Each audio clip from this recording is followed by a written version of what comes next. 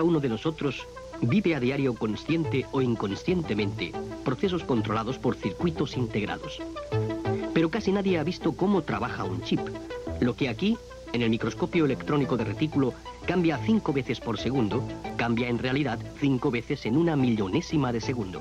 El lema es cada vez más pequeño, cada vez más rápido. Siemens desarrolla y fabrica circuitos integrados con millones de funciones controladas por transistores, en una plaquita de silicio no mayor que un pequeño trozo de un sello de correos.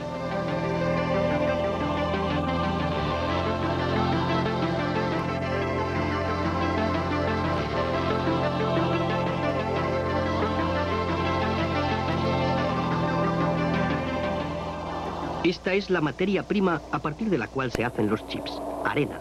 Se compone en gran parte de silicio, un material inagotable, presente por todas partes en el mundo. Pero para preparar, a partir de tan económica materia prima, silicio que cumpla las altas exigencias de pureza y estructura cristalina requeridas, son necesarios costosos procesos químicos y físicos.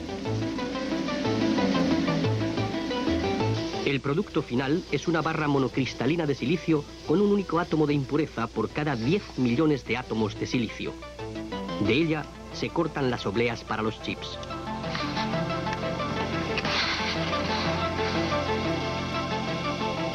El silicio es un semiconductor. Su estructura atómica es la siguiente. Cada átomo de silicio tiene 4 electrones exteriores. No hay ningún portador libre de carga. El monocristal puro de silicio no es, por tanto, conductor a la temperatura normal. Para hacerlo conductor, hay que incorporarle átomos de otras sustancias, como por ejemplo fósforo. Los átomos de fósforo tienen 5 electrones exteriores. Una vez incorporado el átomo a la red cristalina de silicio, uno de los 5 electrones puede moverse libremente. Estas partículas eléctricas cargadas negativamente hacen al cristal conductor de tipo N. Los átomos de boro, por el contrario, solo tienen 3 electrones exteriores. Si se incorporan átomos de boro a la red de silicio, entonces falta un electrón. Se forman huecos por falta de electrones. Estos huecos se mueven por el cristal como partículas eléctricas cargadas positivamente. El cristal es entonces conductor de tipo P. Las capas conductoras P y N forman el núcleo del transistor. Otras, compuestas de óxido de silicio, se encargan del aislamiento, y otras, de metal, sirven como conductores. MOS, metal óxido silicio, es el nombre en clave de este tipo de transistores. Si se aplica tensión a las 2 zonas N, no pasa corriente. El transistor está cortado. Aplicando una tensión positiva al electrodo central, los electrones se mueven por la superficie. Entre las 2 zonas N se forma un canal conductor de tipo N. El transistor conduce. Los diferentes pasos del proceso de fabricación de este microscópico producto pueden verse claramente en el presente modelo. Una diminuta sección de una oblea de silicio de solo 1/100ª de milímetro de longitud en los bordes. La superficie de la oblea se oxida sometiéndola a una temperatura aproximada de 1000 grados centígrados. Se aplica una película de barniz fotosensible y se deja secar. Las obleas cubiertas con este barniz se iluminan a través de una máscara. El barniz iluminado se elimina por disolución. El no iluminado queda como está. La capa de óxido se corroe con ácido a través de las ventanas así formadas. Tras disolver y limpiar los restos de barniz, se realiza una nueva oxidación. Esta vez es una capa muy fina. Sobre esta capa aislante se separa polisilicio eléctricamente conductor. Después, otra vez el barniz fotosensible, máscara, iluminación, disolución del barniz iluminado. Ahora se corroe parcialmente, tanto el polisilicio como la fina capa de óxido, permaneciendo solo en el centro bajo la protección del barniz. En el silicio que ha quedado ahora al descubierto se implantan átomos de impurezas. Una vez eliminados los restos de barniz, se cubre todo, de nuevo, con una capa de óxido. Y otra vez barniz fotosensible, iluminación, disolución. Mediante corrosión se forman los agujeros de contacto con las pistas conductoras de aluminio.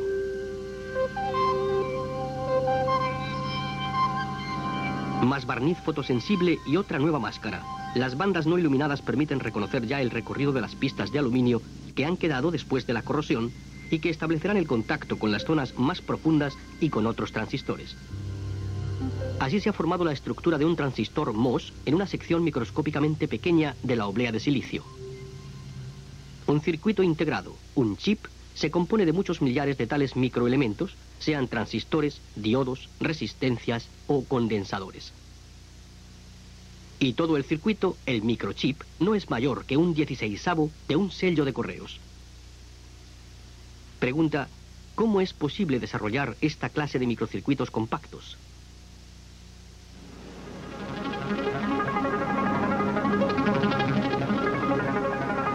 El bosquejo del circuito empieza en el laboratorio de diseño. Cada vez más funciones en un chip. Esta complejidad ha hecho que los circuitos solo puedan desarrollarse con ayuda de ordenadores. Surgen nuevas profesiones. Trabajo creativo del ingeniero, definido por los conceptos CAD, Computer Aided Design, y CAE, Computer Aided Engineering. Todos los pasos del desarrollo, desde la especificación del circuito hasta el layout, se realizan en estaciones de trabajo microcomputarizadas.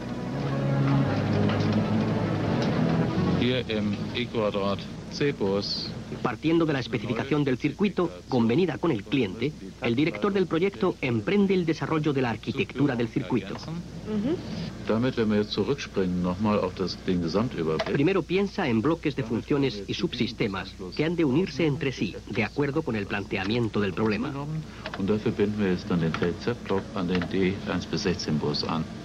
El objetivo de quien desarrolla el circuito es construir los distintos bloques de funciones en forma de celdas y enlaces lógicos. Las señales de entrada y salida quedan de este modo especificadas. Cada elemento lógico se compone a su vez de varios transistores unidos. El ordenador comprueba la consistencia de cada fase del desarrollo y almacena los datos correspondientes.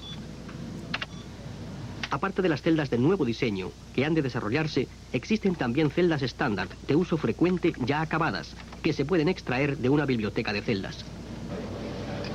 Así se forman, en diferentes puestos de trabajo, planes de circuitos eléctricos y listas de conexiones para los subsistemas del chip a desarrollar. Los valores quedan almacenados en el ordenador, para poder llamarlos de nuevo cuando se necesiten en otras fases de desarrollo.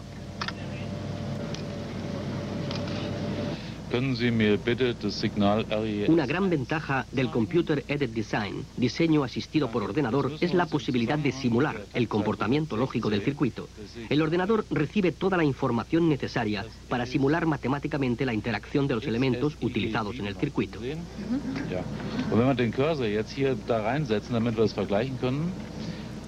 Los programas del ordenador permiten verificar para cada combinación deseada de señales de entrada las correspondientes señales de salida y compararlas con valores nominales.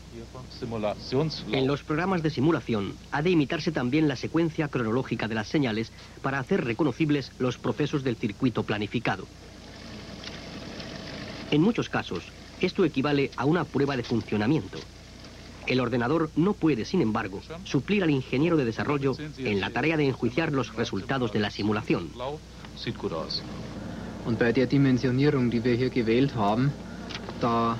En casos aislados, la simulación de las partes del circuito ha de realizarse incluso a nivel de componente.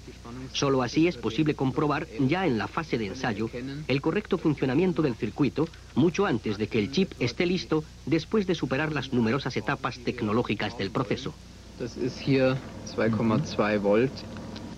Finalmente, toda la descripción del circuito almacenada hasta ese momento se traduce en estructuras geométricas.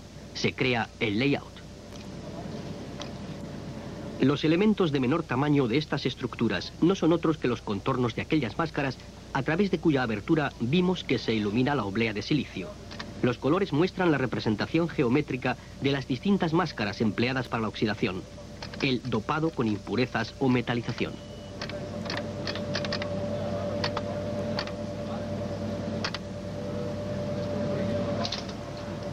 Aquí ya se distinguen las pistas y taladros de contacto. Este, por ejemplo, mide 6 milésimas de milímetro.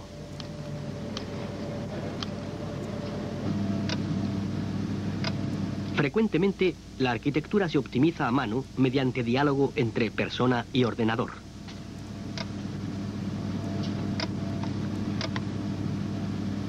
Al final, siempre las mismas preguntas.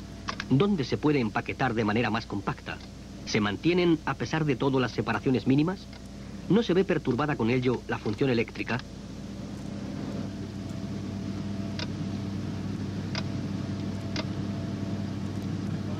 Es muy importante comprobar que se cumplen las especificaciones de ensayo.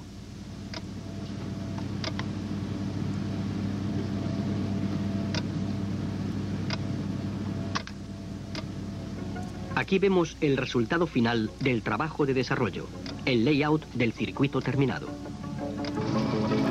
Los trazadores gráficos dibujan ahora, para documentación y control, el layout a diferentes escalas.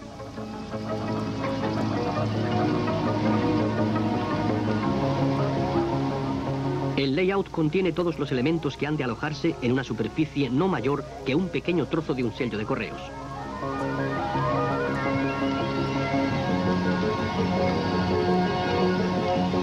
Partiendo de lo aquí representado en varios niveles de color superpuestos, se originan bandas de control para el trazador de haz electrónico, que contienen las instrucciones para cada nivel de máscara.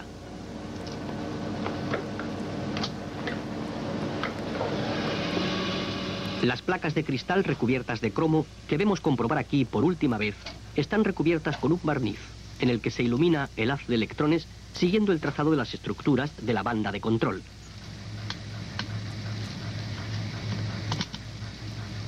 Después del revelado, la capa de cromo se elimina parcialmente con ácido y de este modo se obtienen las máscaras para el proceso de fabricación.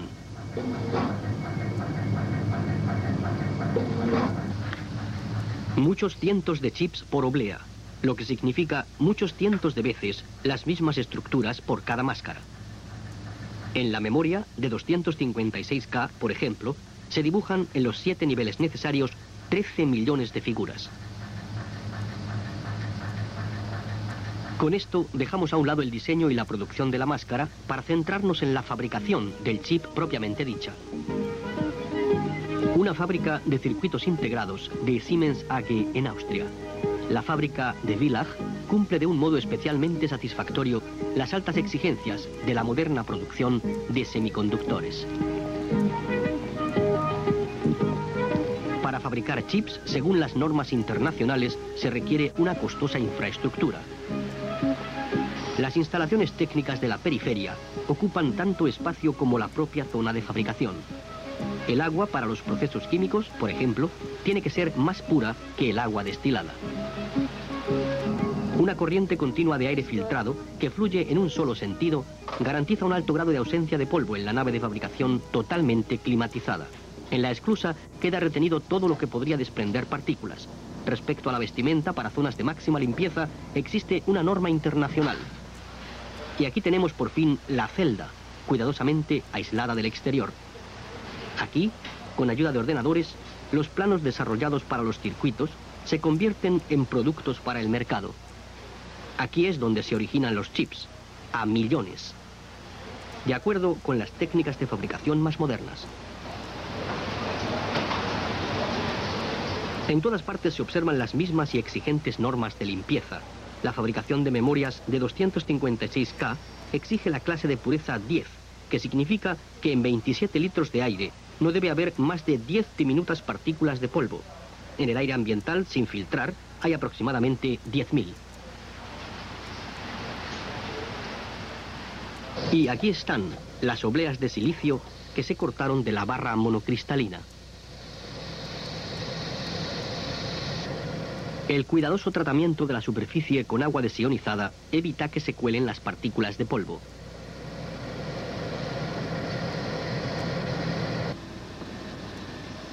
Adicionalmente, las obleas se limpian con una mezcla especial de ácidos.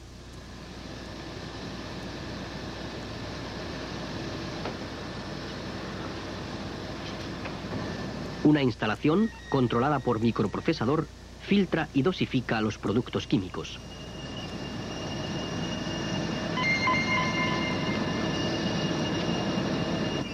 Las obleas, cuya pureza está garantizada, sufren ahora su primera fase de tratamiento. Apiladas en cargas de 100 unidades cada una, se introducen en hornos de alta temperatura. Expuestas a una temperatura constante de aproximadamente 1000 grados centígrados, las obleas se oxidan. La superficie del silicio se convierte en dióxido de silicio, que actúa como aislante. Más tarde tienen lugar en estos hornos otros procesos, como por ejemplo la producción de polisilicio.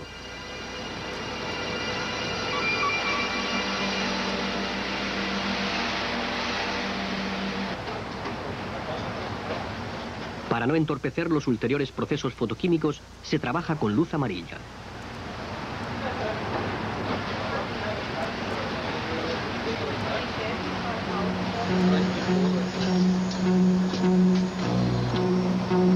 Ahora se aplica por primera vez el barniz fotosensible. Un paso que se repite muchas veces por cada oblea.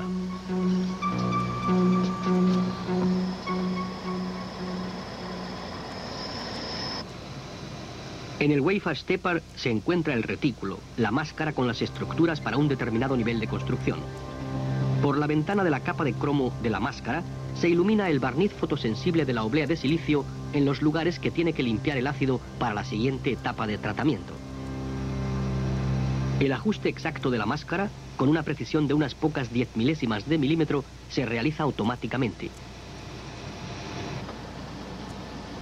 Igual que en un laboratorio fotográfico, se revelan las partes expuestas, iluminadas, del barniz. Se lavan con agua y se secan las obleas en la centrifugadora.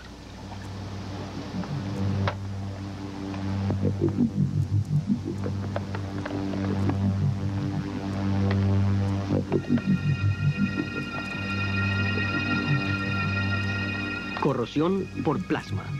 En los puntos donde las ventanas del barniz fotosensible dejan libre el paso al gas ionizado, se quita con ácido la capa de óxido aislante. La corrosión por plasma se practica en las estructuras más finas, en lugar de la corrosión química por vía húmeda utilizada antiguamente.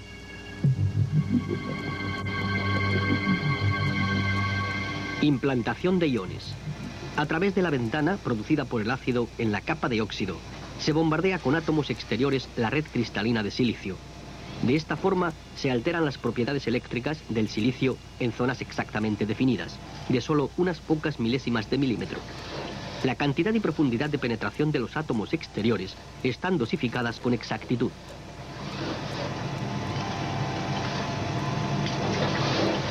Una de las numerosas fases de tratamiento siguientes es la producción de polisilicio conductor. Esta capa se cubre de nuevo con barniz fotosensible, se ilumina y se corroe con ácido en su mayor parte, de manera que solo quedan algunas pistas.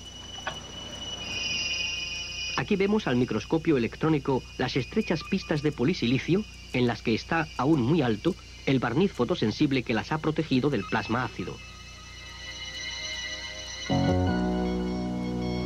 La estructura de la oblea de silicio va aumentando así progresivamente. Entre etapa y etapa de tratamiento se comprueba siempre si el ajuste es exacto, si las distancias y separaciones corresponden a lo previsto. Incluso a simple vista se aprecia ahora que la oblea ya no está lisa, sino dividida en chips individuales. Las estructuras contenidas en el chip son tan pequeñas que solo pueden verse al microscopio. Todos los procesos de trabajo se repiten varias veces con estructuras distintas cada vez. Por eso, aparte del know-how tecnológico, es necesaria una logística meticulosa, ya que hay que llevar de un lado a otro muchas cargas de obleas, en diferentes estados de fabricación, entre distintos puestos de tratamiento. Aproximadamente un tercio de los costes de fabricación corresponden exclusivamente a los controles de calidad. Continuamente se está pintando, iluminando, revelando, corroyendo, recubriendo. Se ajustan nuevas máscaras y se construyen nuevas estructuras hasta que se consigue el circuito integrado deseado partiendo del silicio.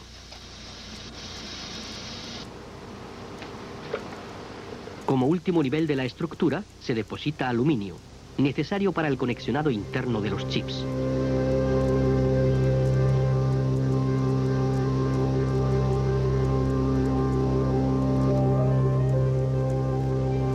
Finalmente se recubre la oblea con una capa que la protege de los agentes externos.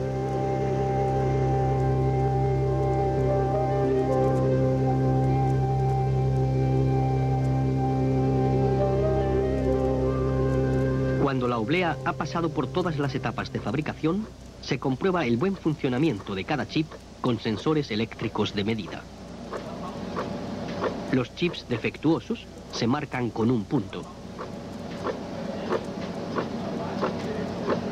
A continuación empieza el trabajo de precisión, de cortar la oblea. Antes de separar los chips, se pega a las obleas una película de plástico.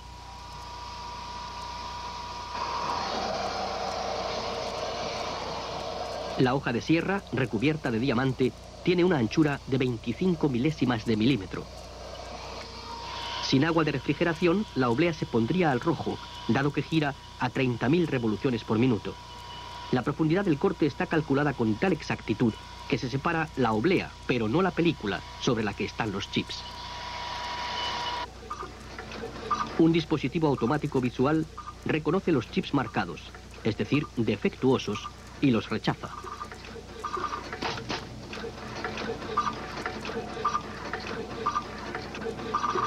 Los chips que funcionan correctamente son elevados por una pipeta de succión y pegados en su carcasa. Pegar chip fuera. Pegar chip fuera.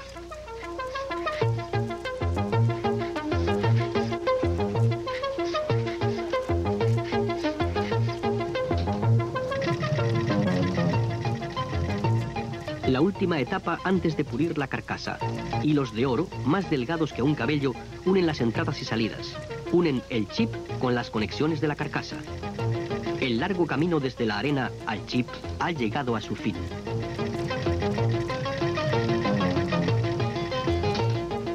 Cada vez más pequeños, más rápidos, más potentes, más fiables.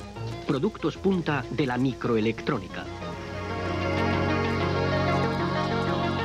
Pocas empresas en el mundo disponen de los recursos humanos, ideas, know-how y capital necesarios para seguir avanzando en esta tecnología punta. Siemens es una de ellas.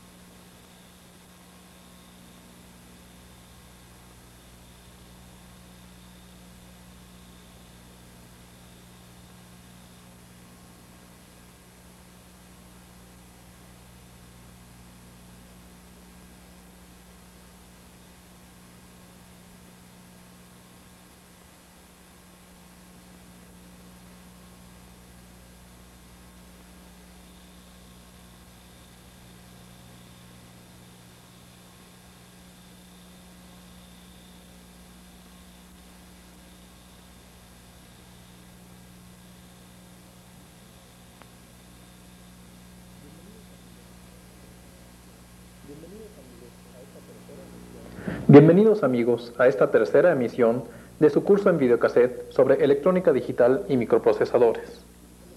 Espero que hayan estado con nosotros en los primeros 2 tomos del curso, ya que les darán los conocimientos mínimos para poder entender plenamente los temas a tratar en este videocassette. Precisamente, comenzaremos con el temario de este tercer tomo.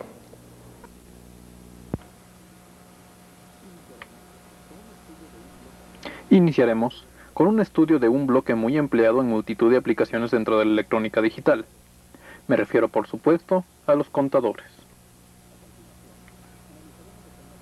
A continuación, analizaremos de forma detallada la construcción y operación de los registros de corrimiento, abarcando tanto aquellos que tienen entradas en serie o paralelo, como los que sus salidas también sean serie o paralelo. Si usted se interesa en la transmisión de información, este capítulo será de su especial agrado. Como siguiente punto estudiaremos los bloques convertidores, que como su nombre lo indica, cambian el aspecto de una señal de entrada, expidiendo una salida acorde a ciertas reglas y requerimientos. Nos enfocaremos especialmente a los convertidores BCD 7 segmentos, que son de los más empleados en la actualidad.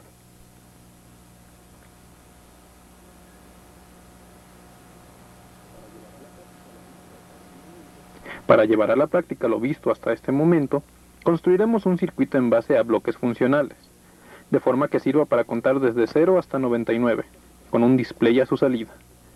Aquí practicaremos el uso de los contadores, los convertidores y los displays de 7 segmentos, lo que hace que este capítulo sea bastante atractivo para quien le gusta experimentar con circuitos.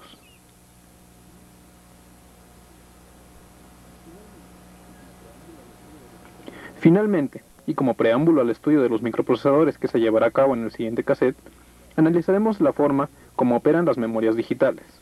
Estudiaremos los tipos de memorias que existen, su aplicación específica, sus semejanzas y diferencias, etc. Todo ello muy brevemente. Este es, a grandes rasgos, el temario de lo que veremos en este tercer videocassette. Ahora bien, para poder aprovechar perfectamente todas las lecciones, es necesario que tenga a la mano algunos componentes e instrumentos, como son una fuente de poder regulada variable, un multímetro, un osciloscopio, tablillas protoboard, circuitos integrados diversos, algunos componentes como LEDs, resistencias, condensadores y demás que se irán pidiendo según se vayan necesitando. Pues bien amigos, si no hay ningún inconveniente, comenzamos.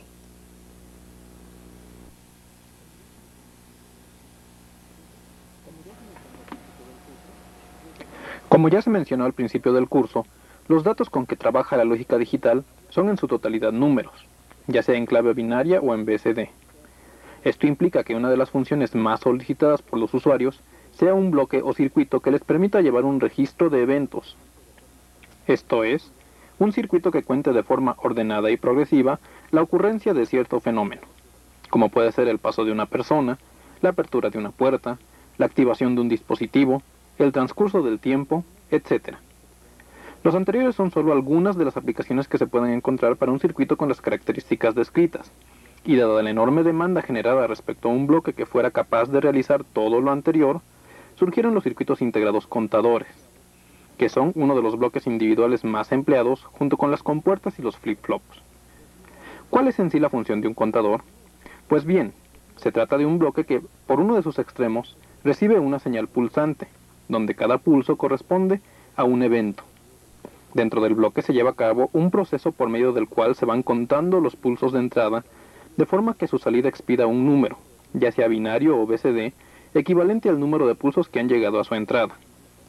Precisamente debido a que la salida final puede tomar la forma de un número binario simple o de un número en BCD, existen diversos tipos de contadores, cada uno de ellos con aplicaciones muy específicas, como veremos a continuación. Comenzaremos viendo cómo se construye el interior de un bloque contador, y para ello recordaremos el funcionamiento de dos tipos de flip-flops, el JK y el T. Tenemos en pantalla un bloque flip-flop tipo JK, el cual, como recordará, consta de dos entradas de control llamadas precisamente J y K, y una entrada de reloj, y la combinación de todas las entradas producen ciertas salidas muy específicas según sea el caso. Si acomodamos sus entradas y salidas según una tabla ordenada, el comportamiento del flip-flop JK se puede resumir en la forma como se muestra.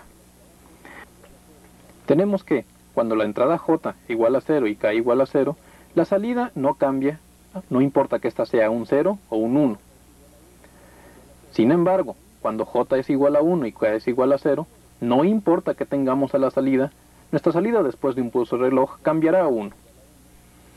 Cuando J es igual a 0 y K igual a 1, no importa que hubiéramos tenido en la salida, al pulso de reloj, nuestra salida cambiará a 0.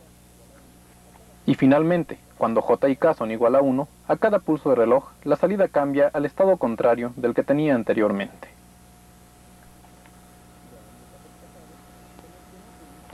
Ya en el cassette pasado, se mencionó que un flip-flop JK, con sus terminales J y K cortocircuitadas, funciona como un flip-flop tipo T. De modo que, cuando su entrada sea un 0, la salida no cambie, pero cuando haya un 1, sus salidas cambien de valor a cada pulso de reloj. Tenemos en pantalla precisamente la equivalencia entre un flip-flop JK y un flip-flop T. Note que ahora las dos entradas del flip-flop JK se han convertido en una única en el flip-flop tipo T. Algo que también se mencionó en el cassette pasado, pero de forma muy somera, es la capacidad que tiene un flip-flop tipo T de comportarse como reductor de frecuencia, ya que si alimentamos la terminal T con un 1 y le aplicamos una cierta frecuencia de reloj, a su salida tendremos que tanto Q como Q negada están variando a una frecuencia que es exactamente la mitad de la de la entrada de reloj. En este momento se ve el diagrama de tiempos en su pantalla. Note que son necesarios 2 pulsos de reloj para que la señal Q vuelva a su estado original. Entonces, aquí encontramos una característica muy importante de estos flip-flops, que es su propiedad de utilizarse como divisores de frecuencia. Veamos qué sucedería si a la salida de un flip-flop T funcionando como divisor de frecuencia colocamos otro con las mismas características, tal y como se muestra en la pantalla. Entonces veamos cómo se comporta este nuevo circuito. Note que a la entrada la frecuencia de reloj tiene una frecuencia 1. Sin embargo, la salida Q del primer flip-flop tiene una frecuencia igual a la mitad de la frecuencia de reloj.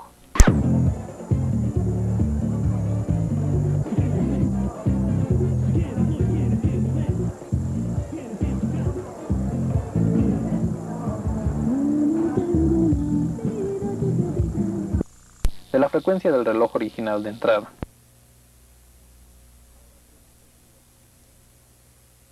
Ahora un circuito formado por 4 bloques flip-flops tipo T en cascada tal y como se muestra en su pantalla en este momento.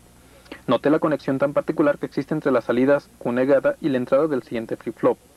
Si también suponemos que con condición inicial todas sus salidas son 0, veamos ahora qué ocurre al momento en que llega un pulso a la señal de reloj inicial. Para hacerlo más entendible, vamos a hacerlo de forma física, conectando circuitos integrados. Aquí tenemos representados con LEDs rojos las salidas de los flip-flops, y con LEDs verdes la entrada de reloj. Entonces podemos ver que a cada pulso de reloj, la señal se va desplazando poco a poco a través de los LEDs de salida, encendiéndose y apagándose como divisores de frecuencia.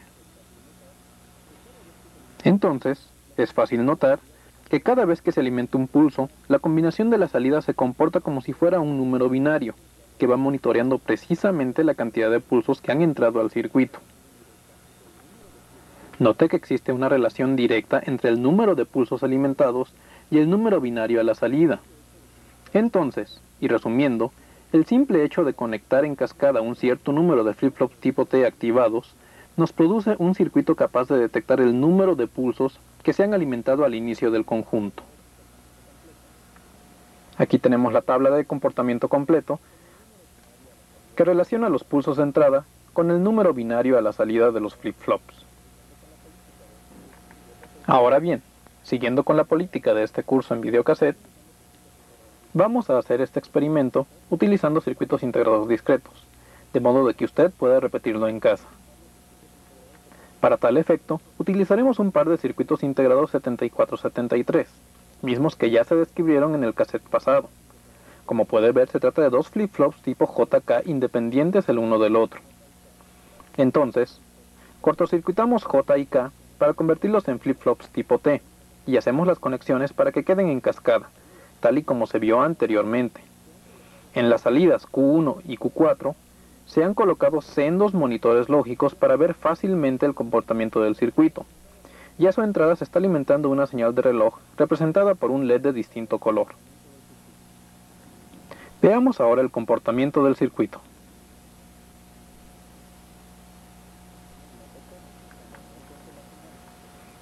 Note cómo, al momento en que la señal de reloj empieza a llegar al circuito, las salidas Q1 a Q4 comienzan a cambiar en perfecto orden, llevando la cuenta del número de pulsos que han entrado a la terminal de reloj. Entonces, de esta forma tan sencilla, hemos construido un contador binario. Ahora bien, una de las principales ventajas que presenta la lógica digital es su capacidad de integración, esto es, reunir en un solo bloque los elementos que, en caso de hacerlos independientemente, ocuparían una gran cantidad de circuitos integrados individuales. Ya se dijo al principio que el bloque contador es uno de los más empleados, por lo que es lógico que existan circuitos integrados que ya traigan por dentro los flip-flops y conectores necesarios para que se puedan manejar como un bloque contador. Precisamente uno de estos bloques es el 7493 en lógica TTL, cuya construcción interna se muestra en sus pantallas en este momento.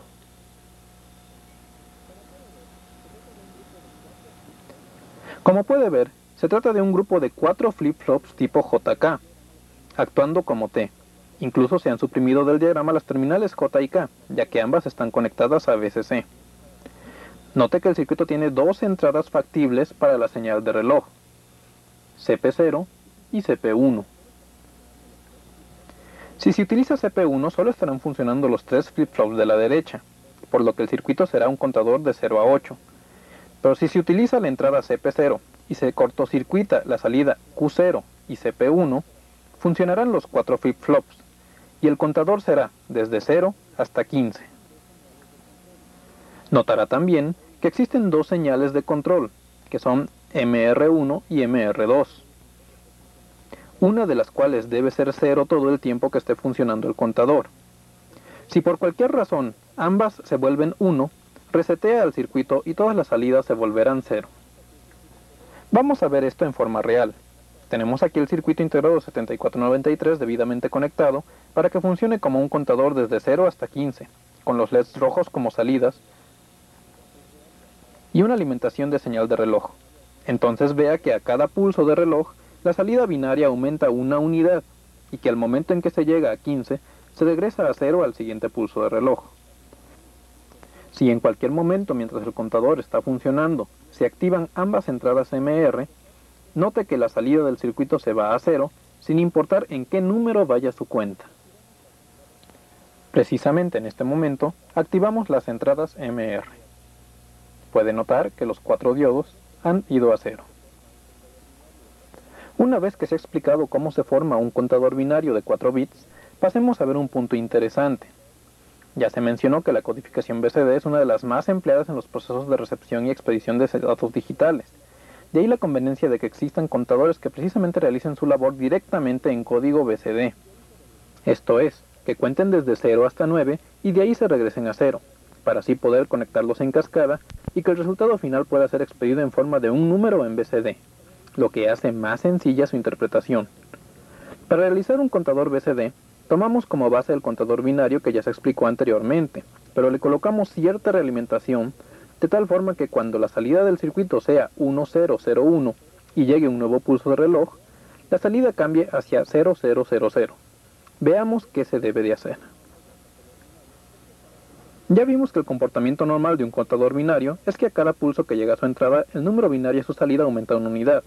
De ahí se puede deducir que en el contador 7493, que ya vimos, después del 1001, que corresponde al 9, seguiría el 1010, que corresponde al 10. Sin embargo, como lo que nosotros queremos es que de 9 se regrese a 0, podemos poner un dispositivo que al momento en que detecte que la salida se tiene la combinación 1010, envíe una señal de reset, y así se manden las salidas a 0. También ya mencionamos que en el 7493 el pulso de reset es positivo. Con esta información es más que suficiente para poder modificar a nuestro contador de forma que se comporte como un contador BCD y no como binario. Veamos a continuación la modificación que tenemos que hacerle al circuito para que se comporte como un contador BCD. En realidad, el dispositivo que se debe adicionar es una simple compuerta AND de 2 entradas, y dichas entradas deberán ser respectivamente Q1 y Q3, conectando la salida a las 2 entradas MR, tal y como se muestra en sus pantallas. Veamos qué ocurre cuando echamos a andar el contador.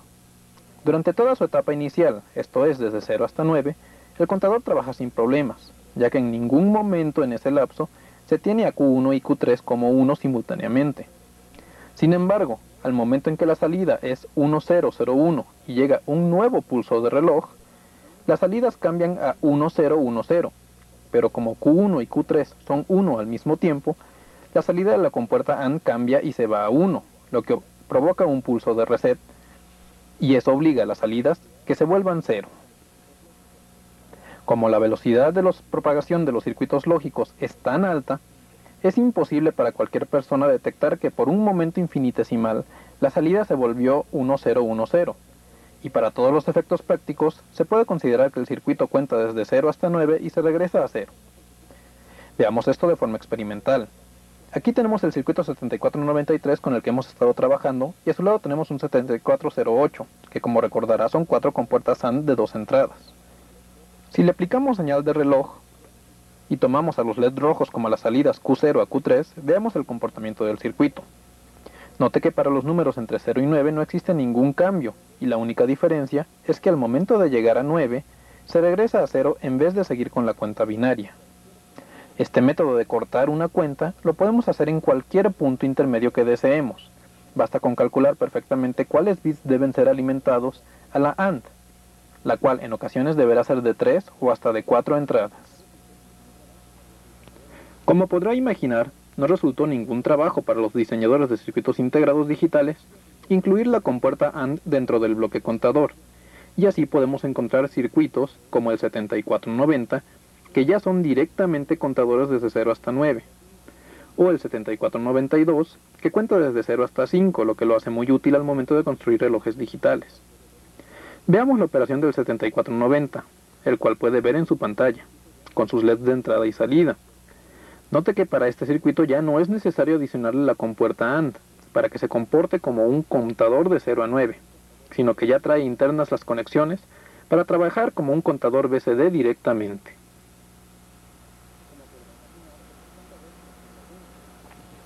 Como podrá imaginar, estos contadores no son los únicos.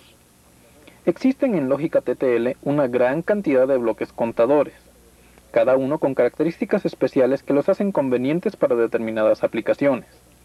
Entre los más usuales mencionaré a los circuitos 7460 a 163, 7490 a 193, la serie de 74690, el 74293, el 74393, que son 2 contadores en un mismo circuito integrado, etc. Si usted desea conocer más acerca de los diferentes circuitos diseñados para satisfacer las necesidades más comunes, les recomiendo consiga manuales de datos de circuitos integrados lógicos, como el que aparece en su pantalla. La marca no importa mayormente. Puede ser Fairchild, Motorola, National Semiconductor, Texas Instruments, etc.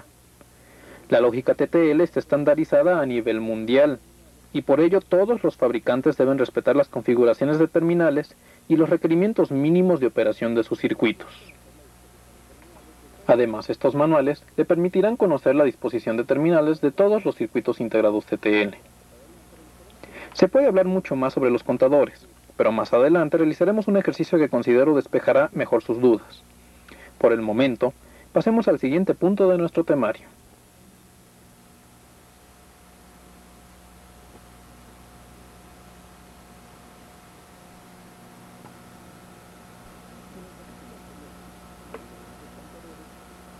En el capítulo anterior, en donde vimos los contadores, estudiamos una de las aplicaciones que tienen los flip-flops, pero como seguramente imaginará el espectador, no es la única ni mucho menos.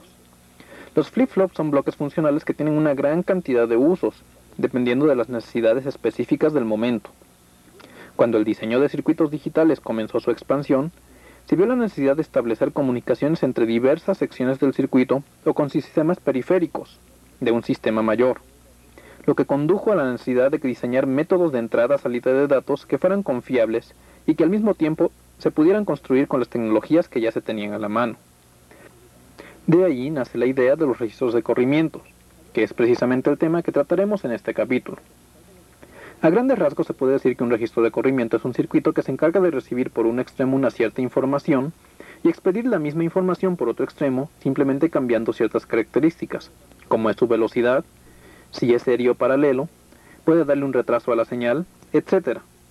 Como podrá imaginar, las aplicaciones posibles a un circuito que realice todo lo anterior son múltiples, pero en donde más han tenido éxito los registros de corrimiento es en la adquisición y expedición de datos. Se han aplicado con éxito, para diversas aplicaciones como es la fabricación de circuitos integrados más compactos. Comencemos por la definición. ¿Qué es un registro de corrimiento? Podemos decir que se trata de un arreglo ordenado de flip-flops, los cuales reciben una serie de datos por uno de sus extremos, los almacenan por el tiempo que sea necesario, y una vez dadas las órdenes pertinentes, los expiden para su posterior manejo. Como se puede deducir por la descripción anterior, un registro de corrimiento puede hacer las veces de una memoria temporal de capacidad limitada. Aunque estrictamente hablando, la tecnología de las memorias semiconductoras y los registros de corrimiento es muy distinta, la operación de estos últimos puede servir como una buena introducción al tema de las memorias digitales, que veremos al final del presente cassette. Ahora bien, en base a la forma como recibe y expide sus datos, un registro de corrimiento puede caer en una o varias de las siguientes categorías, las cuales se mostrarán a continuación en forma de una lista ordenada. Existen registros de corrimiento PIPO, con entradas en paralelo y salidas en paralelo. SIPO, entrada en serie, salida en paralelo. SISO, entrada en serie, salida en serie. Y PISO, entrada en paralelo y salida en serie. Veamos a continuación las características especiales de cada uno de ellos.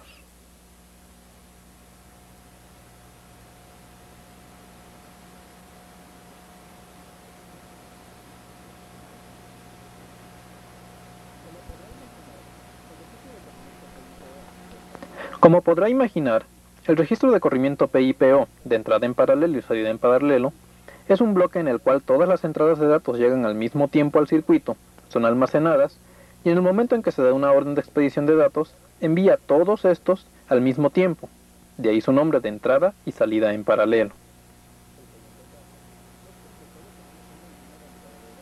El segundo caso es cuando solo tenemos una línea de entrada de datos, pero a través de ella deseamos enviar una gran cantidad de información.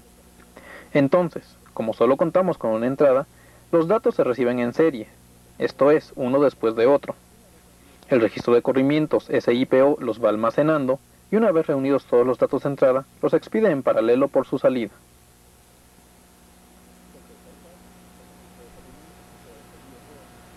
El tercer caso, el registro de corrimiento tipo SISO, es el que tiene tan solo una línea de entrada de datos y una sola línea de salida de datos, por lo que es necesario que la información de entrada llegue en serie. El registro la almacena y a continuación la expide también en serie, tal y como se muestra en este momento.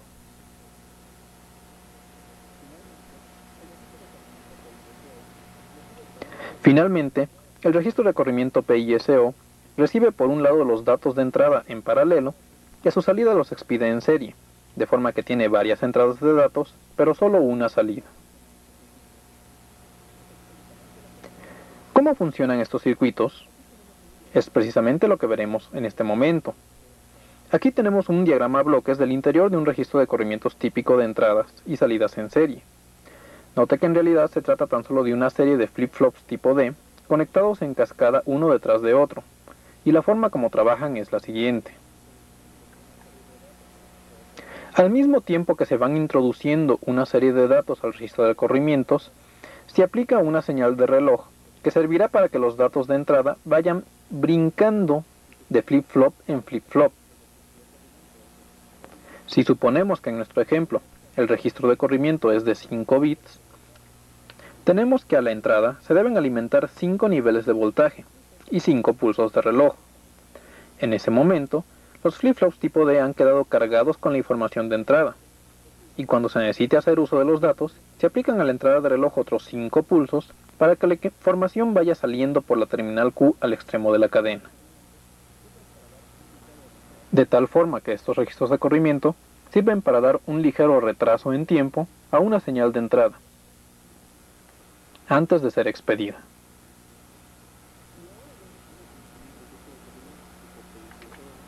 Si ahora vemos cómo funciona un registro de corrimiento tipo PISO, tenemos que se trata de la misma cadena de flip-flops, pero ahora existen varias terminales de entrada, así como un habilitador de entrada.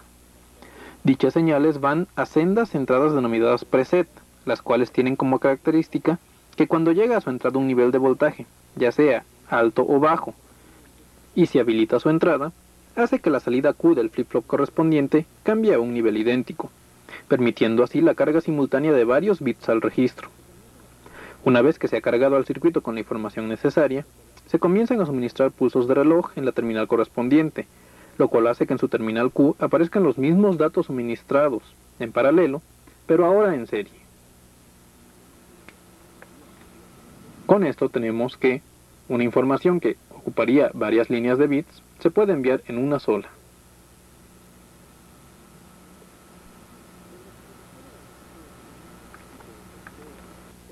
Por lo que se refiere al registro de corrimiento tipo SIPO, tenemos la misma cadena de flip-flops, pero ahora la entrada está en la terminal D del primer flip-flop, y se tienen salidas independientes en cada Q de la cadena de flip-flops tipo D, tal y como se muestra. Ahora, los datos de entrada llegan acompañados de su señal de reloj, y se van introduciendo en la cadena de flip-flops.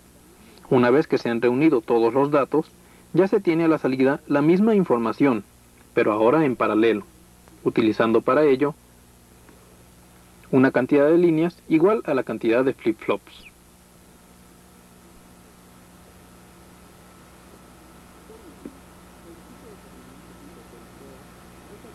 Por último, el registro de corrimiento tipo PIPO es aquel en que la entrada de datos es en paralelo y su salida también es en paralelo. Entonces, se tienen n entradas y n salidas, así como una terminal de activación de entradas. Aquí simplemente llegan las líneas de datos hasta el circuito y en un momento dado se activa la señal habilitadora de entradas, lo que hace que los datos contenidos a la entrada pasen a la salida.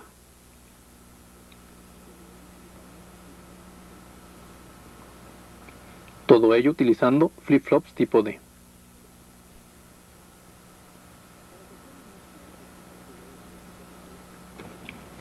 Para que queden más claros los conceptos dados en este capítulo, vamos a hacer una serie de experimentos, utilizando un circuito integrado que, dependiendo de las conexiones realizadas, nos puede servir como cualquiera de los tipos de registro de corrimiento estudiados. Se trata del circuito integrado 7496, el cual aparece en sus pantallas.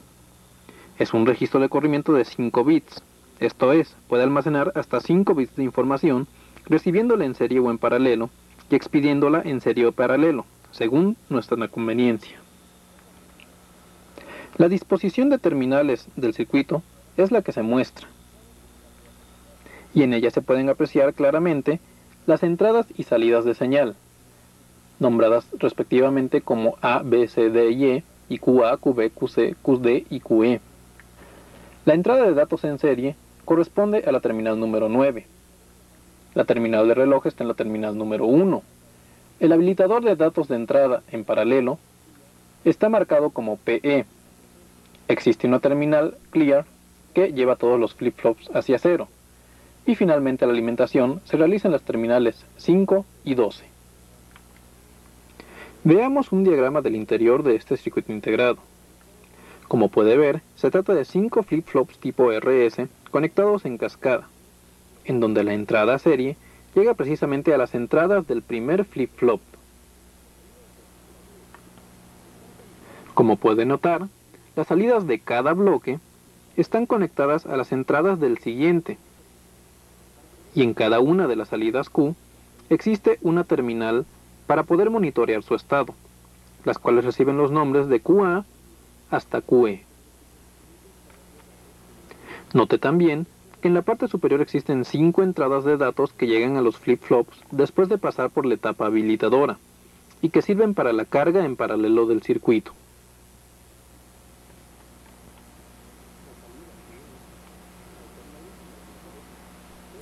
La salida QE, al ser la última de la cadena, puede servirnos por sí sola como salida en serie del registro de corrimiento. Finalmente, en la parte inferior se puede ver la entrada de reloj. Y aunque no se ha puesto, también existe una terminal de borrado que sirve para que todas las salidas del registro se vuelvan 0. Hagamos pues una serie de experimentos con este circuito. Vamos a probar primeramente la operación de un registro de corrimientos tipo SISO, esto es, entradas y salidas en serie. Para ello, colocaremos un diodo monitor a la entrada del circuito y otro a su salida. También existirá un diodo que nos marque los pulsos de reloj. Entonces, tenemos entrada, salida, y el diodo verde está funcionando precisamente como indicador de pulsos de reloj. Podemos ver que cuando la entrada es 0, los pulsos de reloj van impulsando a la salida hasta que ésta sea 0 igualmente. Si nosotros introducimos un 1 a la entrada, tienen que pasar 5 pulsos de reloj para que ese 1 aparezca en la salida, tal y como sucede en este momento. Si ahora nosotros quitamos el 1 a la entrada, tienen que pasar 5 pulsos de reloj para que el 0 nuevamente aparezca en la salida.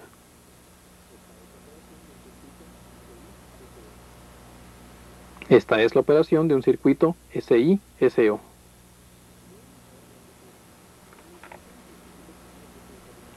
Veamos ahora lo que ocurre cuando utilizamos el circuito como un registro de corrimiento tipo SI-PO, esto es, entrada serie, salida paralelo. Aquí tenemos nuestro LED de entrada, nuestros LEDs de salida en paralelo y nuestro pulso de reloj. Entonces, en este caso, iremos alimentando una señal en el LED de entrada y vamos a ir viendo cómo dicha señal va brincando de flip-flop en flip-flop según se van dando los pulsos de reloj. Aquí tenemos cómo una señal se va desplazando lentamente a través de las salidas de los flip-flops. Entonces, se puede ver que, teniendo una sola línea de alimentación, podemos tener hasta 5 datos de salida.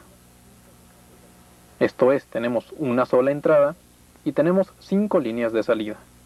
Entrada serie, salida paralelo. Para conectar el circuito en su modo PI-PO de entrada paralelo y salida paralelo, el número digital de entrada lo introducimos por medio de las terminales preset A a E, que son las terminales 2, 3, 4, 6 y 7. Las salidas siguen siendo las del ejemplo anterior. Entonces, colocamos un par de puentes de modo de que C y D sean 0 y enviamos un pulso habilitador de carga en paralelo. Cada vez que enviemos dicho pulso, la señal de la salida se nos transformará en un 11001, tal y como se está mostrando.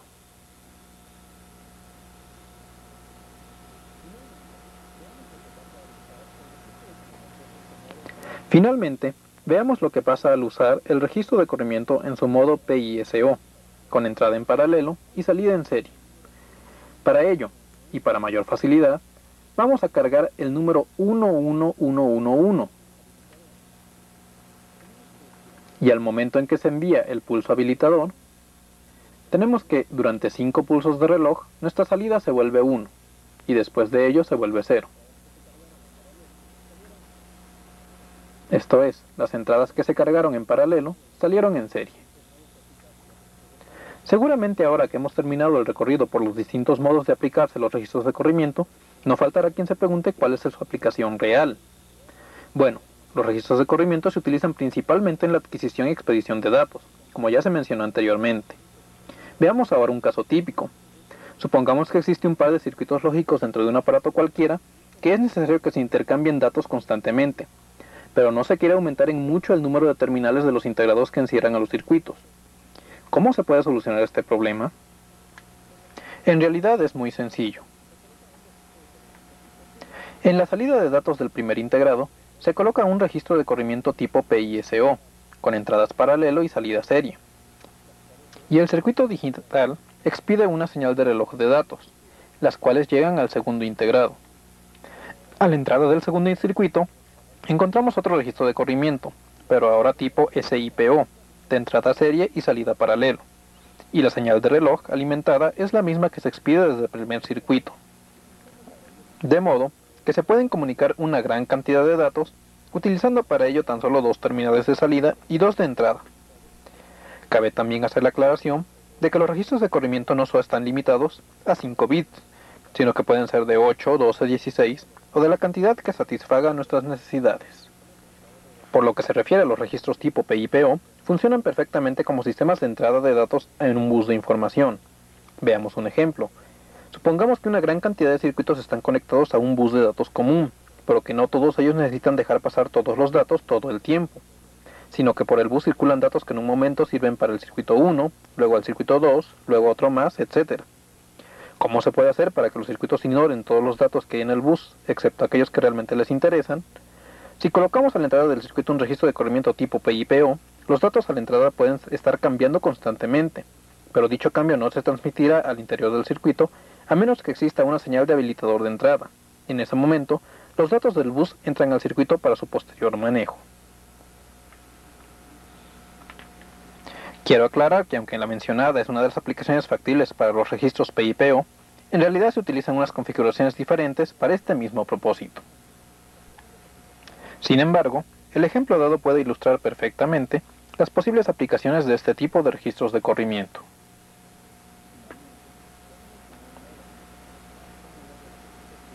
Finalmente, ya se mencionó una de las aplicaciones más comunes de los registros tipo SISO, que es dar a una cierta señal un retraso en el tiempo, y dicho retraso será exactamente de n pulsos de reloj, donde n es el número de flip-flops que existan en el interior del registro de corrimiento. Como habrá podido observar en el transcurso del presente capítulo, los registros de corrimiento son una herramienta bastante útil al momento de diseñar circuitos electrónicos, sobre todo en lo que se refiere a la adquisición y expedición de datos. Les sugiero que realice más ejercicios con el circuito integrado 7496, explorando sus posibilidades y limitaciones, para que tenga un concepto aún más claro de la operación de estos bloques digitales. Por el momento pasemos al siguiente punto de nuestro temario.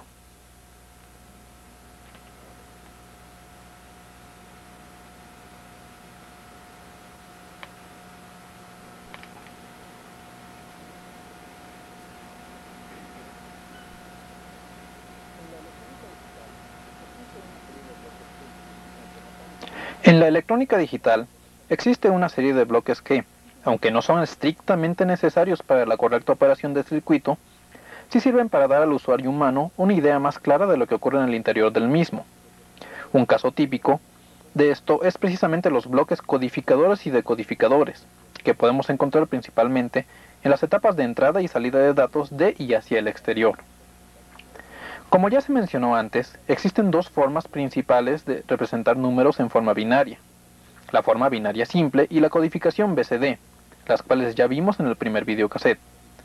También se mencionó que la codificación BCD sirve principalmente durante las etapas de introducción de datos al circuito y el despliegue de resultados.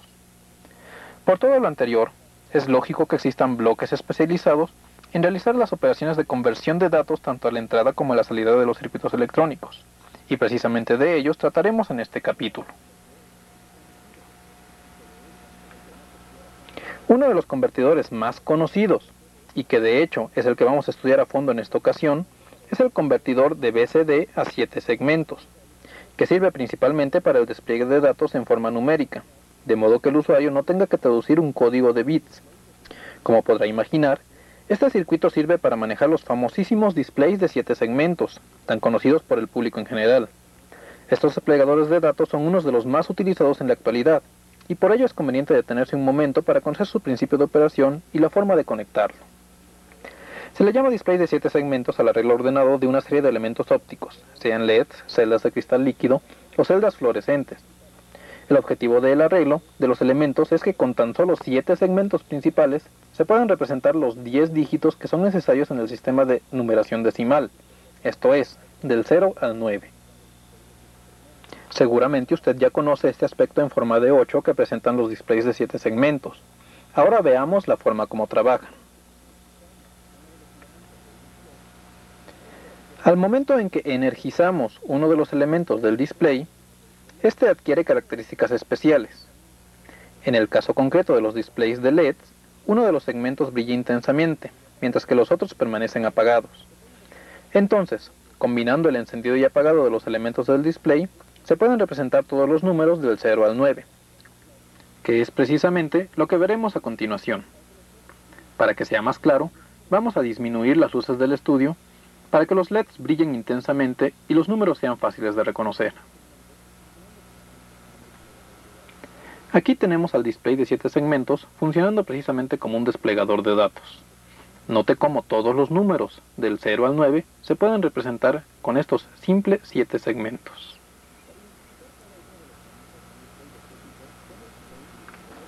Para identificar cada uno de los elementos de un display de este tipo, se han bautizado utilizando letras, y quedan de la siguiente manera.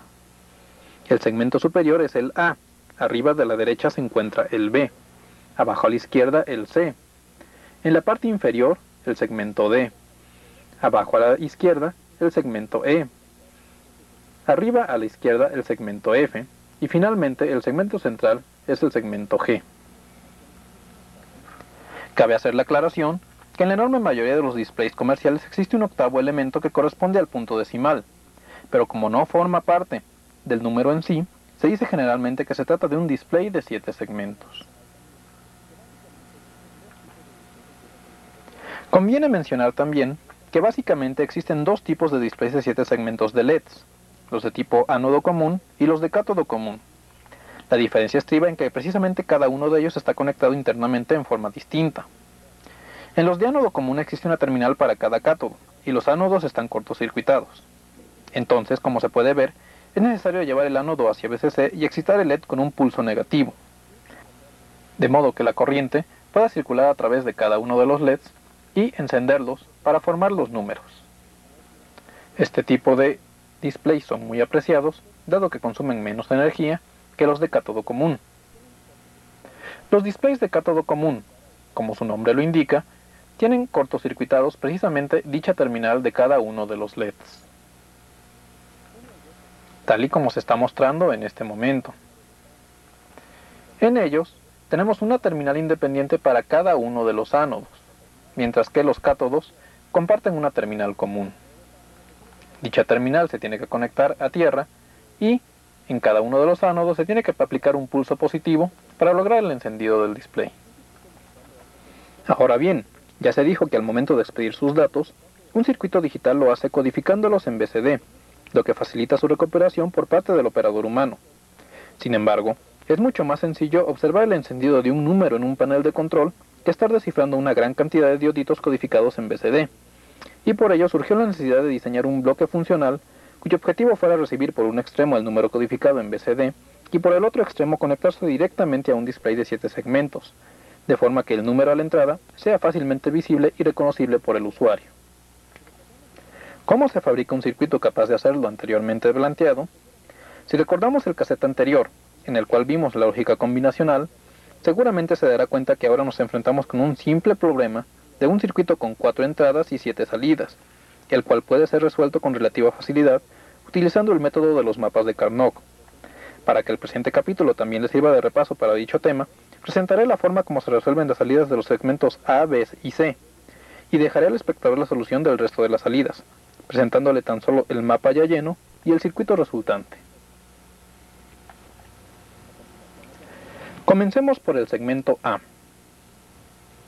A continuación aparecerá su mapa de Carnot ya lleno,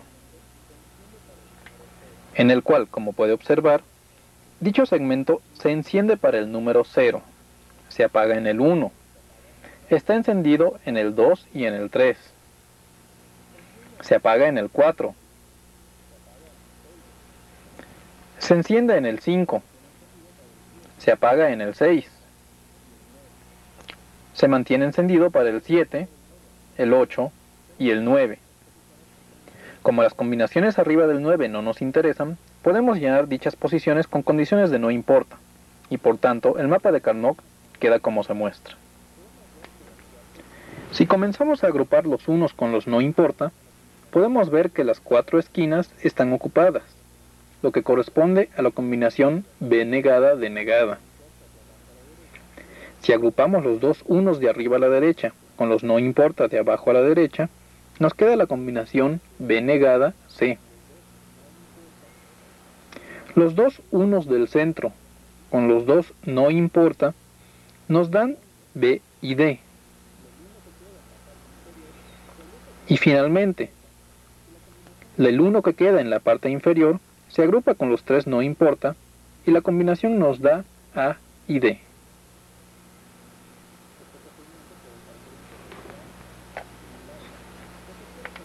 Este procedimiento puede parecer un poco extraño. Sin embargo, te sugiero que revise cuidadosamente el cassette anterior para que recuerde la forma como se hace. Una vez que se ha resuelto el mapa de Carnot, tenemos el resultado final, que es B negada de negada más B negada C más BD más AD. Al momento de traducir esto en una combinación de compuertas, tendremos lo siguiente. Note que se trata de 4 compuertas AND cuyas salidas van a una OR de 4 entradas. Si la salida de la OR la enviamos al segmento A, verá cómo se enciende y se apaga exactamente con las condiciones que fijamos al principio. Veamos ahora la situación para el segmento B. Como se puede ver, está encendido para los números 0, 1, 2, 3, 4, 7, 8 y 9.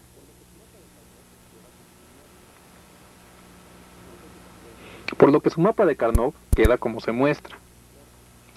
Note que tanto el renglón superior como el inferior están llenos de unos y no importa, por lo que los podemos agrupar y nos da la entrada B negada. Para abarcar el 4 y el 7, tomamos toda la columna e identificamos sus bits comunes, que son CD negada y CD, por lo que el circuito final queda como se muestra a continuación.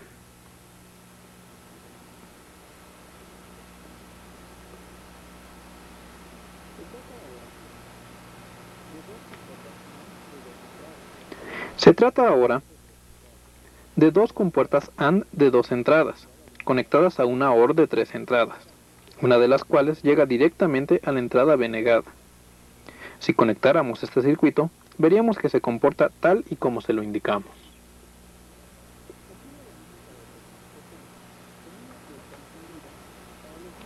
Haciendo lo mismo para el segmento C, tenemos que está encendido para los números 0, 1, 3, 4, 5, 6, 7, 8 y 9, por lo que su mapa de Carnot queda como se muestra. Como se puede observar, ahora tenemos tan solo un 0 en la esquina superior derecha, lo que nos da la libertad de hacer agrupaciones de bits grandes. Hagámoslos paso por paso para que quede muy claro. Primeramente, tomamos como un grupo toda la primera y segunda columna y encontramos que el bit que la identifica es precisamente C negada.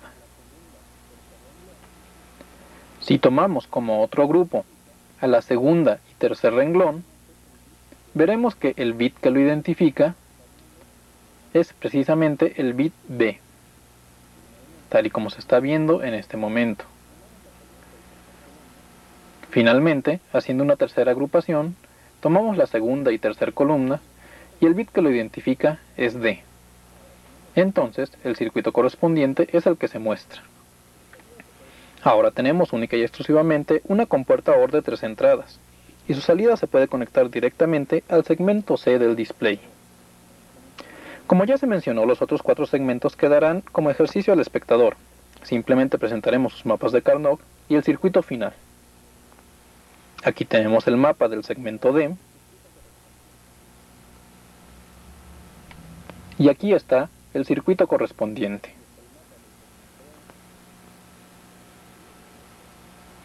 Aquí está el mapa del segmento E,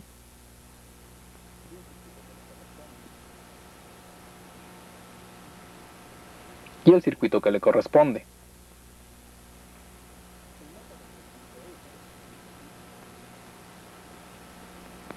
El mapa del segmento F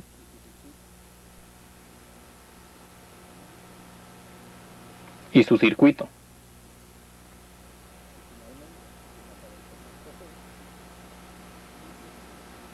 Y finalmente, el mapa del segmento G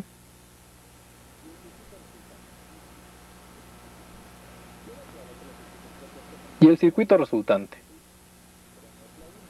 Quiero aclarar que los circuitos propuestos son solo una de las soluciones posibles, pero no es la única, ya que un mapa de Carnot tiene múltiples soluciones. Ahora bien, es obvio que no nos vamos a tomar el trabajo de construir estos circuitos cada vez que tengamos que excitar un display de 7 segmentos, ya que de hacerlo así, nuestros costos se elevarían terriblemente, además de que se complicaría mucho el diseño de circuitos digitales. Precisamente pensando en la comodidad del usuario, los fabricantes de circuitos lógicos han desarrollado bloques que en su interior ya traen todos los circuitos anteriormente planteados, de modo que con un circuito integrado sencillo podemos alimentarle los números en BCD y en su otro extremo le conectamos el display de 7 segmentos, dándonos el comportamiento preciso para que en el display se represente el número que existe a la entrada del decodificador. A estos bloques se les llama convertidores BCD 7 segmentos, y los ejemplos típicos de estos circuitos son los integrados 7447, 7448 y 7449, aunque no son los únicos. Veamos la disposición de terminales de un circuito 7447, que es el que vamos a utilizar en el ejemplo siguiente. Vea que se trata de un circuito integrado de 16 terminales, de las cuales las 7 superiores, si exceptuamos la alimentación, corresponden a las salidas del display, mientras que en la parte inferior encontramos las entradas para el número en BCD y algunas entradas de control. Note también que cada una de las salidas es una salida negada, lo que nos representa que estas están en lógica negativa y sirven para excitar displays de ánodo común. Las entradas están identificadas como A, B, C y D, y las señales de control pueden quedar desconectadas, ya que no se utilizarán en este momento. Es muy importante tomar en cuenta la salida de las terminales, ya que un display de lógica positiva no se puede utilizar con un convertidor de lógica negativa ni viceversa. Este circuito 7447 sirve exclusivamente para displays de ánodo común. Vamos a conectar el circuito de modo que funcione como un contador de 0 a 9, auxiliándonos del circuito integrado 7490 que utilizamos en el primer capítulo de este videocassette. Realice una conexión en la cual se permita a este integrado funcionar como un contador BCD de 0 a 9. Conecte sus salidas hacia el convertidor BCD 7 segmentos y las salidas de este hacia el display de ánodo común. Aquí tenemos una vista cercana del circuito ya armado. Puede notar que a la izquierda tenemos el 7490, que nos está funcionando como un contador BCD. La forma de conectar este circuito ya la vimos en el primer capítulo de este videocassette. Por su terminal número 14 está entrando precisamente la señal de reloj, que es la que está impulsando a las salidas del circuito. Dichas salidas se conectan a las entradas del 7447 y las salidas de este se conectan al display de ánodo común. Entonces el resultado es lo que estamos viendo en este momento.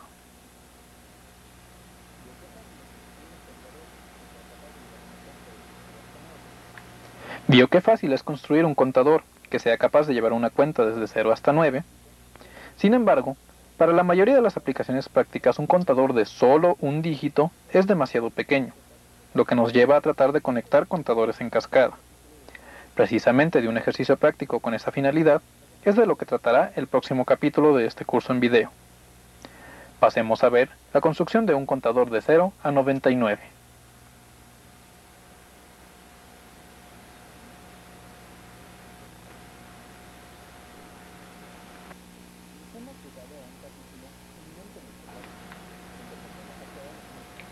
Hemos llegado a un capítulo eminentemente práctico, donde pondremos a prueba los conocimientos adquiridos hasta este momento.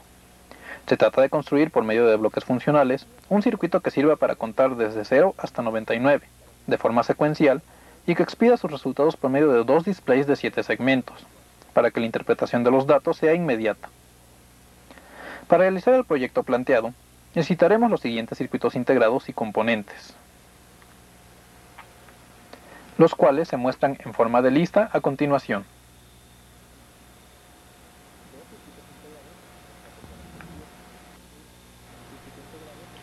Dos circuitos integrados 7447, un circuito integrado 74390, un circuito integrado 555, 14 resistencias de 220 ohms o 2 de 56 ohms, una resistencia de 100 kilo ohms, una resistencia de 10 kilo ohms, un condensador de 10 microfaradios y un condensador de 10 nanofaradios, un display doble tipo DL6910 o equivalente de ánodo común, tablilla protoboard, cables de conexión, fuente de poder de 5 volts regulada y el entrenador digital como referencia.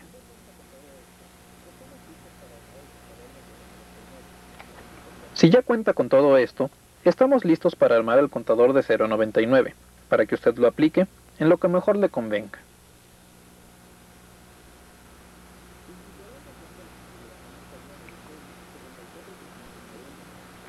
Principiaremos dando la configuración interna del CI 74390, el cual tiene una disposición de terminales como se muestra en su pantalla. Note que se trata de dos contadores decimales encerrados en un solo encapsulado, lo cual nos permitirá hacer más compacto nuestro diseño.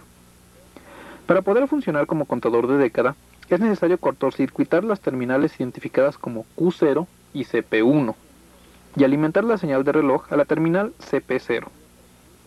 La terminal MR debe estar en bajo, ya que de no hacerlo se tendrá una salida permanente de 0000 en ambos contadores. Para hacer que trabajen conjuntamente, de forma que uno de ellos funcione como contador de unidades y el otro de decenas, se debe conectar la terminal Q3 de uno de los contadores con la terminal CP0 del otro, para que así Q3 sirva como disparador del segundo contador. Como ambos se disparan con un flanco negativo, no es necesario hacer ninguna modificación a la conexión propuesta.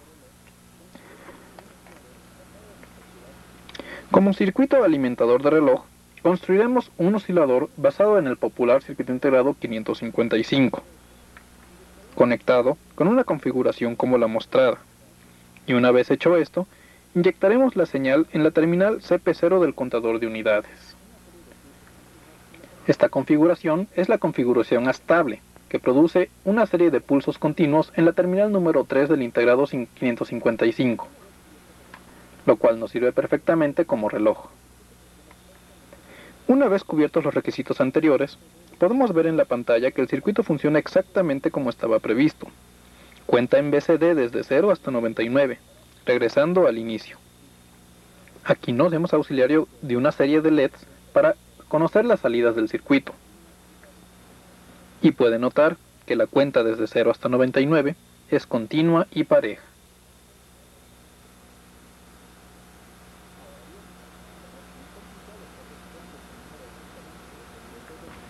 Ahora bien, como es muy complicado estar descifrando el número directamente desde el BCD, lo más conveniente es conectar a nuestro circuito contador un par de convertidores BCD 7 segmentos, los cuales nos servirán para visualizar en un display el número existente en los contadores, convenientemente transformado a cifras decimales.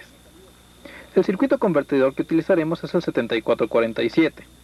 Como tiene salidas activas bajas, entonces debemos utilizar un display tipo ánodo común, ya que de lo contrario no funcionará. Para reducir espacio y usar el mínimo de componentes, hemos optado por un display doble tipo DEL6710, como el que vemos ahora, el cual tiene una disposición de terminales como se muestra en este momento. Note que en la parte superior existen dos terminales actuando como ánodo común para cada display, y que las otras terminales están codificadas de la A a la G, con un par de ellas correspondiendo a los puntos decimales, que no serán utilizados en el ejemplo. Aunque lo normal es conectar el ánodo común al voltaje de alimentación y colocar una resistencia entre cada cátodo y su terminal del IC correspondiente, aquí, para ahorrar espacio y para mayor claridad, colocamos una resistencia común entre el ánodo y la alimentación y los cátodos van directamente a la salida de los convertidores, tal y como se le muestra en este momento. Con este sencillo procedimiento nos evitamos el tener 14 resistencias estorbando para la visión clara del display. Con esto se puede decir que hemos terminado nuestro proyecto.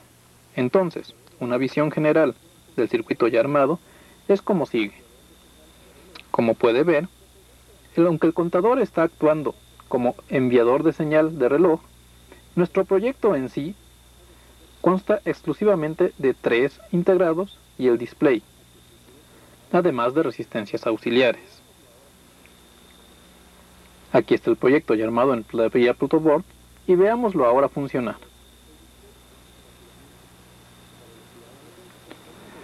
Como puedes ver, el display avanza rápidamente. La velocidad a la que avanza la podemos regular nosotros controlando ya sea el valor del capacitor o de la resistencia del circuito 555. Aquí vamos a cortar la cuenta para enviarla un poco más adelante, para que vea cómo al momento en que el display llega a 99 se regresa a 0, que es exactamente el comportamiento que nosotros deseábamos de nuestro circuito. ¿Para qué podemos utilizar nuestro contador de 0 a 99? Pues prácticamente para lo que queramos, ya sea llevar un registro de eventos o como simple temporizador, como indicador de paso o como control de sucesos. Sus aplicaciones pueden ser tan amplias como nuestra imaginación lo quiera. Vamos a ver ahora una aplicación de las más comunes. Ya se mencionó en repetidas ocasiones que los relojes de cuarzo funcionaban en base a circuitos digitales. Veamos ahora la forma de construir un reloj casero por medio de circuitos integrados simples. Y para hacerlo más sencillo, supongamos que tan solo queremos horas y minutos, evitando los segundos. Esto se hace para evitar un proyecto demasiado voluminoso. Si usted deseara hacer el bloque de segundos, no hay más que repetir el de minutos y alimentarle un reloj diferente. El proyecto de un reloj plantea problemas interesantes. Como todos sabemos, una hora está formada por 60 minutos y el día tiene 24 horas.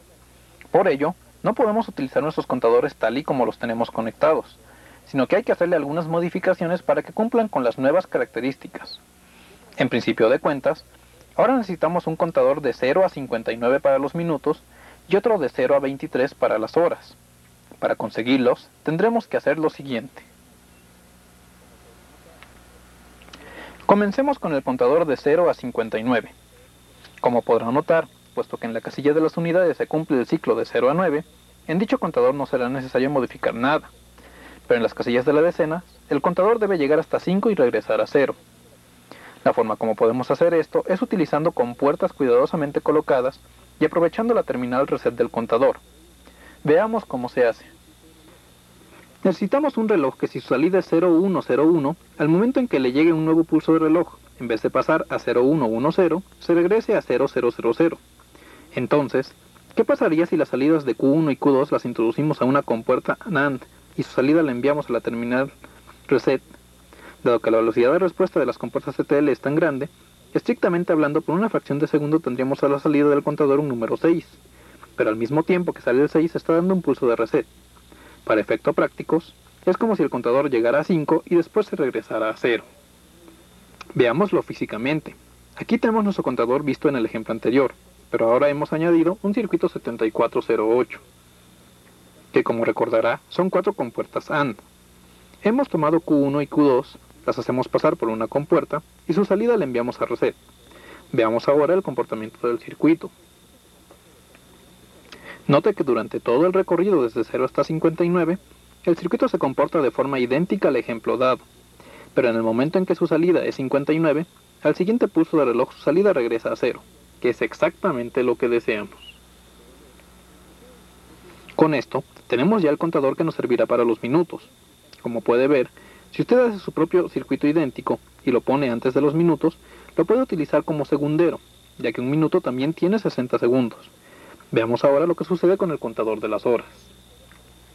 En las horas tenemos una situación por completo distinta, ya que ahora necesitamos un contador que vaya desde 0 hasta 23 y de ahí se regrese a 0, para cumplir el ciclo de 24. Entonces, dado que ahora no se llega a una decena completa como en el caso anterior, debemos tomar en cuenta las salidas de ambos números al momento de calcular nuestro circuito de reset. Veamos. Ahora lo que queremos es alguna forma de forzar a nuestro contador para que en el momento en que su salida sea 010, 0011 y le llegue un pulso de reloj, en vez de cambiar al siguiente número se regrese a 0. Entonces, localizamos los unos del número anterior y vemos que tan solo hay en Q1 del contador de decenas y en Q2 del contador de unidades. Entonces tomamos ambas señales y las pasamos por una compuerta AND y su salida la enviamos a las dos terminales de reset, tal y como se muestra en su pantalla. Con este sencillo procedimiento, ya tenemos un contador que trabaja desde 0 hasta 23. Veámoslo ahora en forma física. Al contador de 0 a 99 inicial le conectamos la compuerta AND, como se mencionó anteriormente, y podemos ver ahora cómo la cuenta llega desde el 0 hasta el 23 y de ahí se regresa a 0. Veámoslo ahora en nuestro display de 7 segmentos.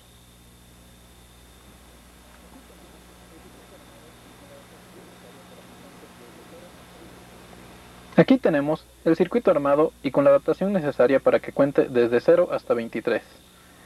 Puede ver los números a la derecha como, al momento en que llega el 23, la cuenta se regresa a 0. Todo eso gracias, única y exclusivamente, a una compuerta AND. Entonces, si colocamos en cascada el circuito de 0 a 59 con el de 0 a 23 y le alimentamos una señal de reloj que le envíe un pulso cada minuto, tendremos un flamante reloj digital construido por nosotros mismos. Por supuesto que si abrimos un reloj digital, no encontraremos esta cantidad de circuitos integrados. A continuación aparecerá la vista interna de un reloj de cuarzo normal. Gracias a los avances en miniaturización e integración de componentes, todo el circuito anterior se ha comprimido en un pequeño chip que es el encargado de tomar las señales de reloj y dividirla cuantas veces sea necesario, llevar los contadores y manejar el display, logrando así una reducción en los costos de fabricación que han puesto al reloj electrónico en manos de todo el mundo. ¿Vio con cuánta facilidad hemos aplicado de manera práctica los conocimientos sobre contadores y convertidores? En realidad basta con conocer a fondo el principio de operación de un bloque funcional para poder encontrar múltiples aplicaciones en muy diversos campos. Espero que lo visto en este capítulo haya sido de su agrado. Pasemos ahora al siguiente tema de nuestro curso.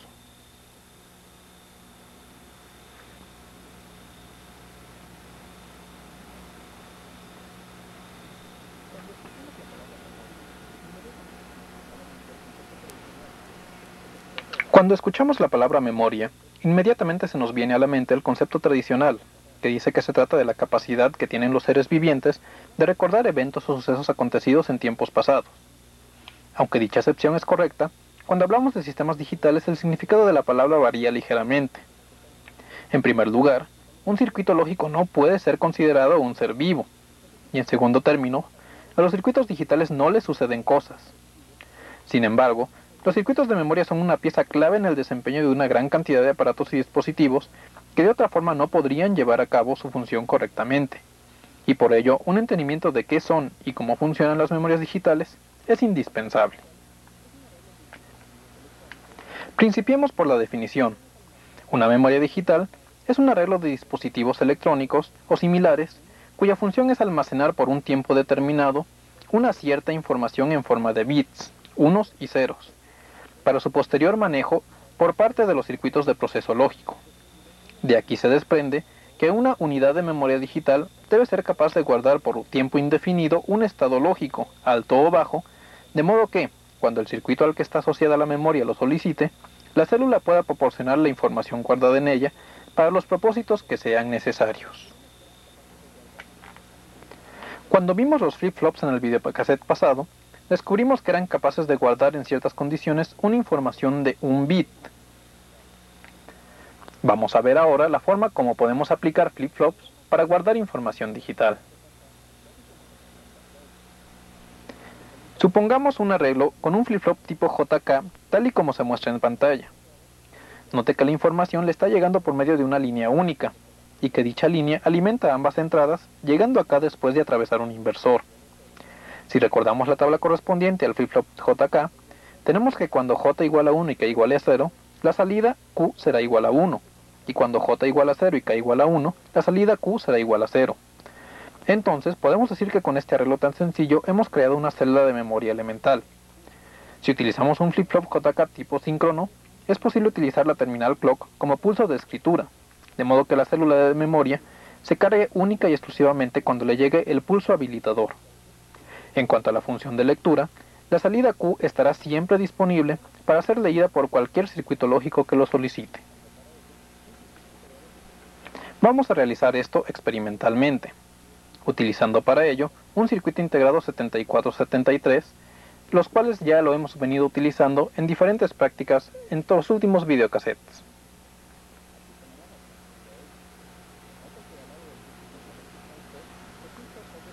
Aquí tenemos la conexión ya hecha. Note que al lado del 7473 existe otro circuito integrado. Este circuito se trata de un 7404, el cual son 6 inversores, de los cuales nada más utilizaremos uno.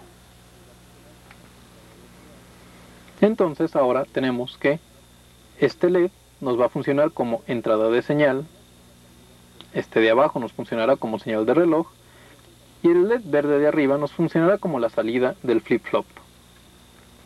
En este momento tenemos condiciones iniciales, esto es, salida 0. Cuando aplicamos un pulso de reloj, la salida sigue siendo 0. Si nuestra entrada cambia a 1, pero no hay pulso de reloj, la salida sigue siendo 0. Y seguirá así hasta que se aplique el pulso de reloj. Una vez aplicado, nuestra entrada puede volver a 0 y nuestra salida no se afecta. La salida no se afectará hasta que en la entrada haya un 0 y se aplique un pulso de reloj.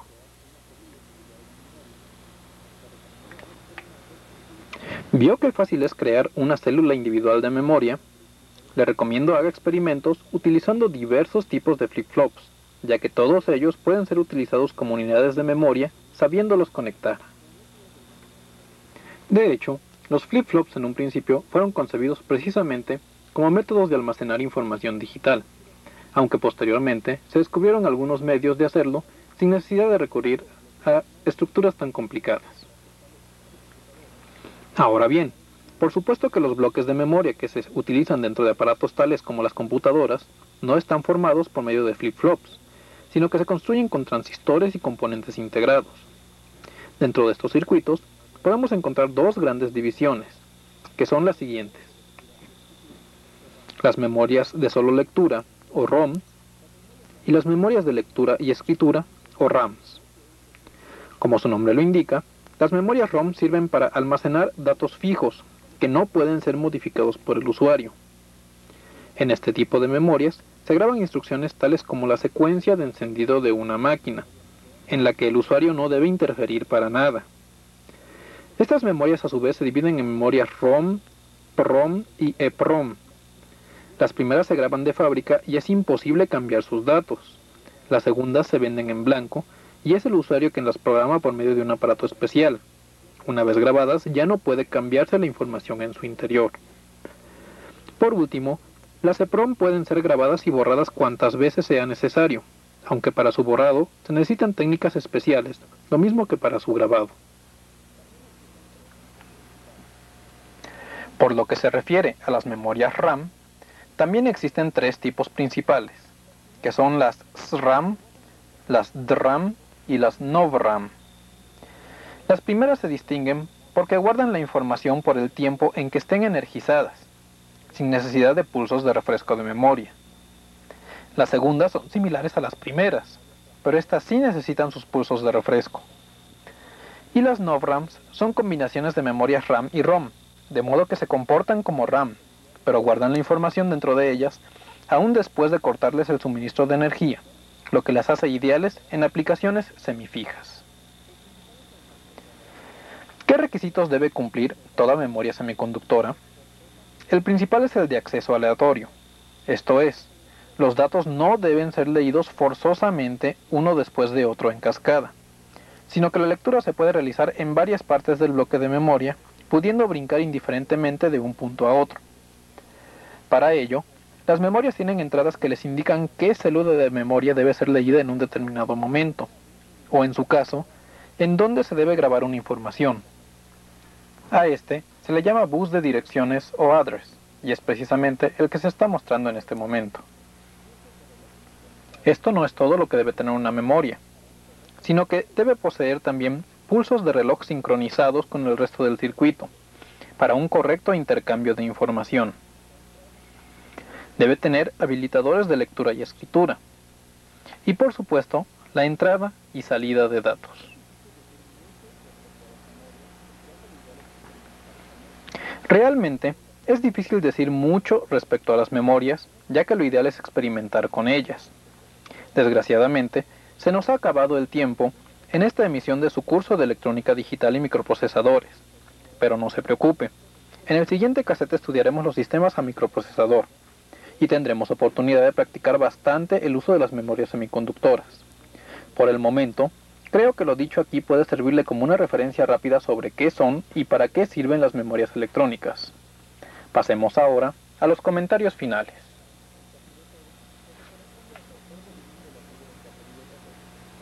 Pues bien amigos, esto ha sido todo, lo que corresponde al tercer volumen de la serie de 4 videocassettes correspondientes al curso de electrónica digital y microprocesadores. Espero que les haya gustado y que hayan seguido con nosotros los experimentos y prácticas realizadas. No quiero despedirme sin antes recomendarle que adquiera el cuarto y último tomo de la serie, en el cual trataremos con más detalle y con prácticas el tema de las memorias y donde entraremos de lleno a lo que son los microprocesadores, sus aplicaciones, sus ventajas y desventajas. Será un tema muy interesante que no debe faltar en su biblioteca electrónica. Hasta la vista.